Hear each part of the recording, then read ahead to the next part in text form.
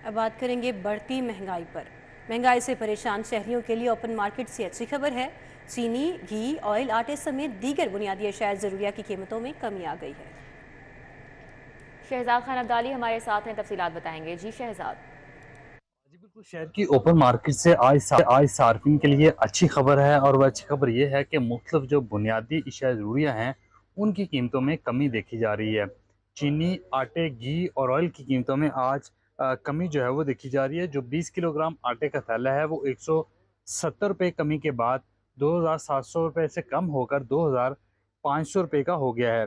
इस तरह चीनी की अगर बात की जाए तो चीनी की कीमतों में गुज़श्ता कई हफ्तों से इजाफे का सिलसिला जारी था, और आज चीनी की कीमतों में 10 से 15 रुपए की कमी जो है वो रिकॉर्ड की जा रही है, जिसके बाद चीनी 125 रुपये से कम होकर 110 रुपये फ़ी किलोग्राम तक पहुंच गई है।